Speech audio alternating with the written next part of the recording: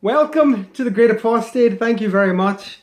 We're nearly at 2,500 subscribers. Who knew when I started this about a year and a half ago that I would reach such dizzying heights? I'm so pleased. This is a new video. It's specifically for someone who's asked me to make it, and it is one of my agony aunt specials. So I hope you enjoy it, and I hope you get something from it. It's only my opinion.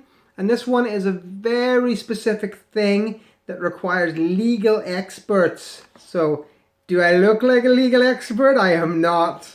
So go get one immediately, okay? If this rings a bell, if this resonates with you, you need a lawyer, okay? So I'm going to give you some of the details of this person. We're going to call her D.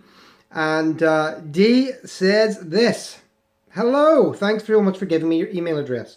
I'm in a bit of a quandary and thought I'd email you to see if you'd come across anyone in the same situation. Stop there. Yes, loads of people. So to start briefly from the beginning, I was brought up a JW. At 20, I married a fellow JW. We had 2 children in as many years. This is so unfamiliar to me. Before my youngest was 1, I decided I didn't want to be a Jehovah's Witness and didn't want to bring my children up that way either. So we got divorced because that's what you do. Jehovah's Witnesses, yes, they're so reasonable. They respect each other's beliefs. We got divorced, and for the last 6 years, my children have spent every weekend with their dad, and he agreed not to take them to the meetings. That's the crucial bit, okay? Until today, he secretly took them, even though they told him they didn't want to go. They are 7 and 8 years old now, so they know their own minds. Mine are 5 and 8, and I would agree with you. They told me as soon as they got home that they had been and none of us were happy about it. Spoke to their dad and he is now saying he wants to be able to bring the kids up how he sees fit because he can't stand the thought that his kids will die at Armageddon. I'm wondering if you've heard of anyone in this situation or what advice you or any other subscribers would give. If you would like to make a video discussing this, I would be grateful to see other people's thought. So, D, thank you very much for sending me your comment. This breaks down into a couple of points. Number 1, he wants to raise children as he sees fit. He can't. You're divorced. You get a say in it too. Okay, women actually have a choice when they're not Jehovah's Witnesses, and you're more than welcome to exercise your choice and say, no, I disagree. This will inevitably lead on to the following problem. He's gonna go to court, okay, because it's going to be pushed on him. Okay, even if he says at some point, oh, I give up, I've given it the old college try, she's not into it, nor the kids, the elders will still be in the background pushing and prodding and saying to him, it's your duty, you got to do it if you want to make progress as a spiritual man, you've got to raise your children as Jehovah's Witnesses.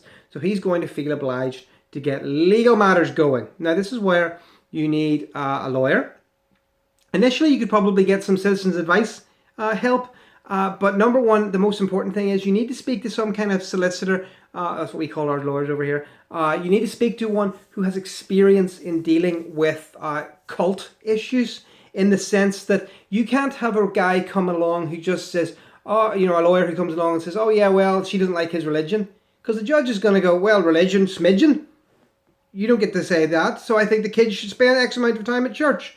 You've got to have a lawyer who's right there, who's Johnny on the spot. He says, listen, this is a cult. This is not a religion. I'm not a fan of all religions, but never mind.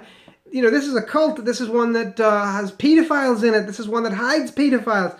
This is one that treats women disrespectfully. This is one that destroys people's education chances. This is the one that makes people disrespectful of their country. All these things. You need to have a lawyer who's spitting fire at this nonsense, okay?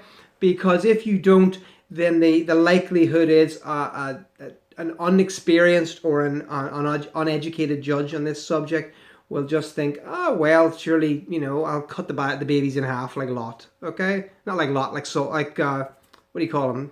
Oh, Solomon. Yeah, so, you know, he's going to think, yeah, give him a bed at church. That'll please everybody, okay? So we don't want any church for your kids. Most importantly, your kids are 7 and 8 years old, so they're going to have a huge say in the matter themselves. But don't underestimate how powerful the dad's guilt will be, okay? Because he genuinely believes, and we all did it once, okay? Maybe you were a waverer, but I was a true believer.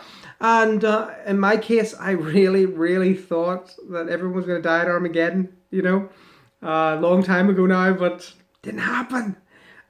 So don't underestimate how desperate he will be for them to go to the meetings. Okay, I would throw in a little bit of an extra here, and I would say that I think it might be worth mentioning to him that he won't have the say. He's not the head of the household anymore. The kids are most, pardon me, the kids are mostly in your custody. In which case, then, if they haven't been taught about Jehovah, then technically they're going to get a pass and get a chance to learn about him later. So that might be worth mentioning to him. So long as he doesn't push it too much, okay? If they reject Jehovah on their own, then it's his fault that they died Armageddon. I would be very wary. He will be very, very nervous and very upset about not getting them to the meetings. So yes, you need to have a backup plan for law. You need to have a backup plan for some kind of court action, miserable and expensive as that may be. You also need to worry that he's going to put things into the kids' heads, because 7 and 8 is still really young and easily to do that to. I could, you could do that to any of your kids, to get them terrified about anything. So don't let that happen, okay? You've got to almost get to the stage where you're explaining to the kids that your daddy has a disorder. Your daddy has a disorder. He doesn't think clearly regarding this, and he's trapped in this, and so that they can feel sympathy for him, so that you can prepare them in advance for the crap that they're going to face. If he's sneaking the kids to the meetings now, I would almost be inclined to say, listen, until this is resolved, kids ain't going with you, okay, to your all, because I can't trust you, okay. It's very important that you mark the line now, because it'll only get worse. If you accept the odd meeting, it'll be the next assemblies. It'll be, well, wouldn't you love to come out and service with me, son? And then God help you, what if one of those guys meets a girl he likes at the meeting? And then suddenly, oh, I think maybe the witnesses are not a bad thing. So you've got to get on it now. I really do hope it helps you, Dee. I'm not an expert, as I said. This is a matter for the law, inevitably. But in the meantime, you've got to, what's the word? You've got to give your kids sort of a shot in the arm, sort of to get them ready so that they know what's coming for them. Okay, you've got to prepare them for the kind of mean things that they'll be said, the nasty things that they'll be told about what's going to happen in the world, and also what they'll be told about you by, if not him, by other witnesses that they then might orbit around if they start going to the meetings. Okay, so bear that in mind. If I can help you in any other way, I will. Thank you for watching The Great Apostate. As usual, these problem pages, these agony ad sessions, are nothing if not for the comments below. So if you watch this video and you have a view, and I know that there's ex-Jehovah's Witnesses who've gone through this very thing, so if you're there, this lady needs your help, get to it. Thank you much. Thanks for watching.